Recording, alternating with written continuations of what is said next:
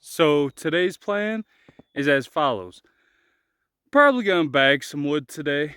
I've sold bundles in the past, but I've never like actively done it. But with as expensive as these log trucks are, I'm gonna have to start selling some bundles. So that's fine. I've got 500 bags to do, so that should pay for the truck hopefully. Anyways, yeah, so we're gonna bag some wood. Might cut and split some more too. I'm not too sure yet.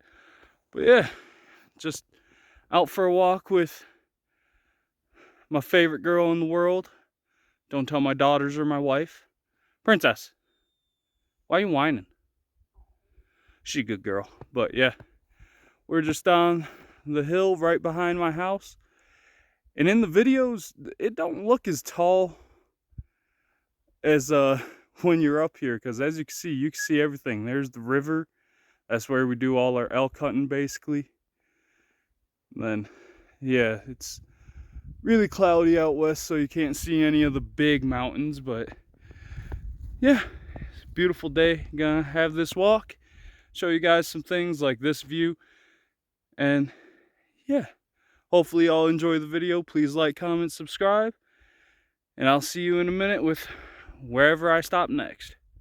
So the road we use now is right here. This is actually the old road, and I'll take you guys on more hikes back here, but there's some really cool things back here. There's a old cabin, an old corral. I definitely want to record it before they get to mulching, because I have a feeling they'll probably mulch all those things. So it's kind of my way of keeping the history alive. Granted, I don't know anything about it, but at least I can document it and other people can see it. It doesn't get completely forgotten, especially if it runs through that mulcher, then it's gone. Like, there's an old gate right there. And for all I know, honestly, my wife's grandpa could have made all this shit. He's I want to say he's 94, but it's hard to tell. He doesn't speak much English, like talks with his hands a lot, so I can kind of communicate with him. I'm not sure if he's 94. He might be a little older. I don't think he's ever going to admit to it. Who knows? But yeah, he still has his driver's license. That old man's crazy. He's used to be a hunting guide, a professional bull rider, used to go to the Calgary Stampede and all that. So that old man's just, as the kids would say, he's built different. I watch him. We'd be going somewhere, he'll hike up hills, I'll be right behind, I'll be out of breath. I swear to God, he's got to be part bighorn sheep or mountain goat or something. Because, what, that was only a few years ago. I'm sitting there out of breath, dying. And he's just moving along all chipper. I hope, if I ever live to be that age, to be just like him. Alright, well. Oh, that's a rabbit track. Alright, well, I'll see you at the next stop.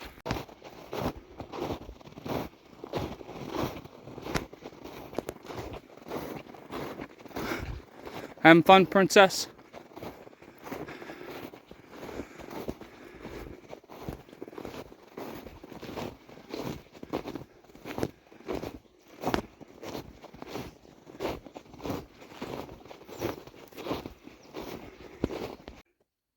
Well, I guess this old cabin still has some sort of resident. Looks like an old shed from, or not shed, an old rub from a few years ago, but yeah, here's an old cabin.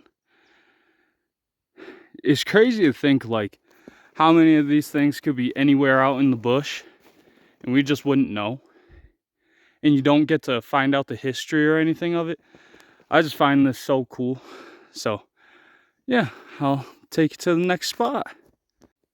So if you continue down the old road, that goes to the creek by my mother-in-law's. As you can see, there's cliff faces right there. And a few days ago, me and Princess took a walk about 2 kilometers north on the creek, and there's some beautiful fishing spots. So I'm hoping me and my brother-in-law can go ahead and get that done, get some good fishing footage up there. The reason why we're stopped here is because this is where I'm actually gonna cross the main road. Princess has abandoned me once again, but what we are currently in is an old livestock pasture, or pen, corral, whatever you want to call it. And it's pretty big. It goes back there. And that's one thing I've been wondering. So with my status card here in Alberta, at least, I don't know about other provinces, I can hunt without licenses all year round, any species. There's a few species I have to call in, like grizzly and all that, to Fish and Wildlife. I'd have to call them in within X amount of time of harvesting the animal. But they classify the wild horses out here as feral horses. So you can get a permit to trap them and, you know, train them, keep them, all that. I'm wondering if, like, my native rights, if I need that permit. I think it'd be a cool video, but I ain't trying to get in trouble with the law for a YouTube video. So maybe I'll have to figure that out. If any of you are from Alberta and might have some information on that, let me know. I think that'd be interesting to do. I don't know where my dog went, but she runs these woods all the time.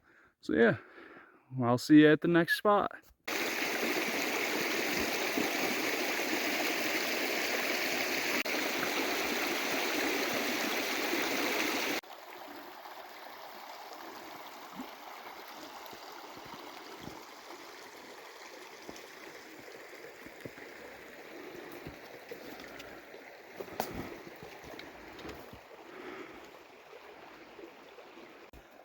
So we picked up an extra person, my brother-in-law, and yeah, at the very top of them cliffs is where my house is at. So we're just following the creek, trying to find some fishing spots for the summer.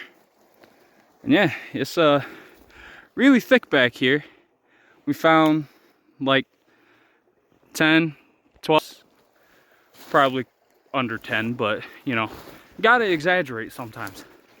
But yeah, we're just walking, and I'll see you guys wherever we stop next that has something cool. But yeah.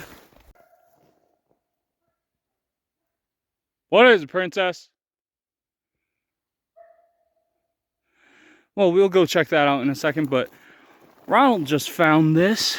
We are deep in the bush along the creek, and apparently someone had plans down here, so it's pretty cleared out. So maybe someone was gonna put livestock here. I'm wondering if she found that deer. Cause I don't know. Well, we're gonna go find Princess. If she found something interesting, I'll let you know.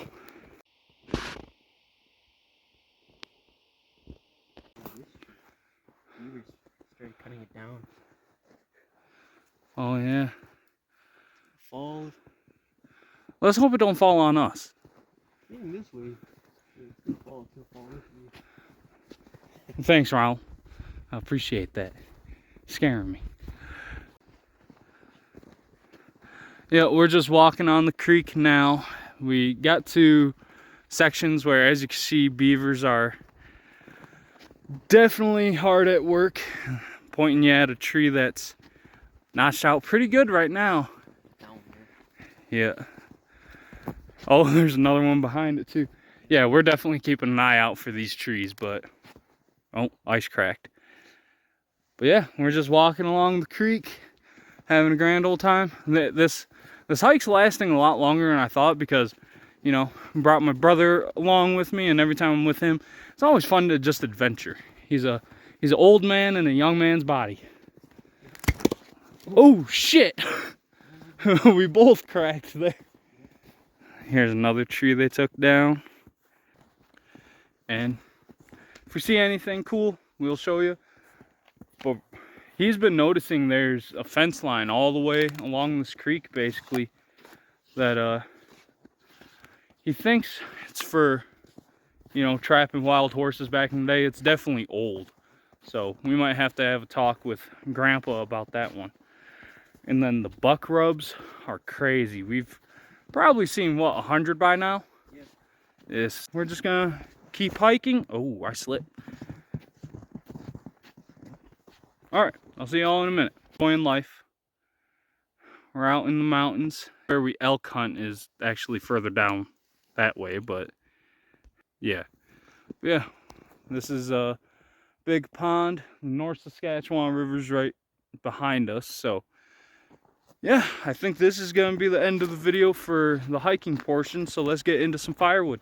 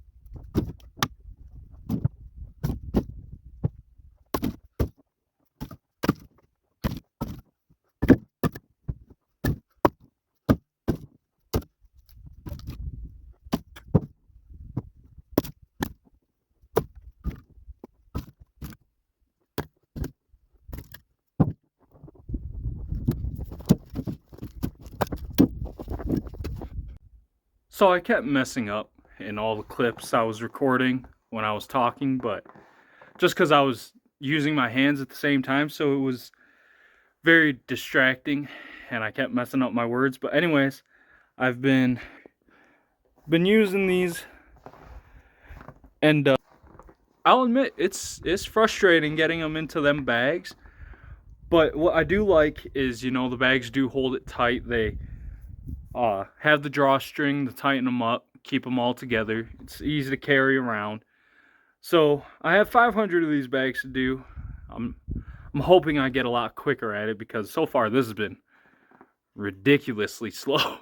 So my advice to anyone that's selling bagged wood: get different bags or get a bundler and just do it in shrink wrap, because that's probably what I'll invest in next here soon. So hopefully we'll see. But there's a lot of benefits to these bags. I'm just not a fan of loading them up. So do with that information what you will. It'd probably be better if I cut my wood shorter, but I have that zip tie on my chainsaw that lets me do like 15 inches. So it's good for bulk wood and for, you know, these. It's just, yeah, it's frustrating to say the least. So I've got, let's see, 7 bags done right now out of 500. So I'm gonna end the video off here though because my phone is dying, but I'm just gonna keep picking away at all of this. I've been putting 8 pieces per bag, that way it fits nicely, but it doesn't rip, because I noticed that's a big issue too, is all them little lips on the wood catch onto it. And yeah, I hope you all enjoyed today's video. Please like, comment, subscribe, and I will see you in the next one.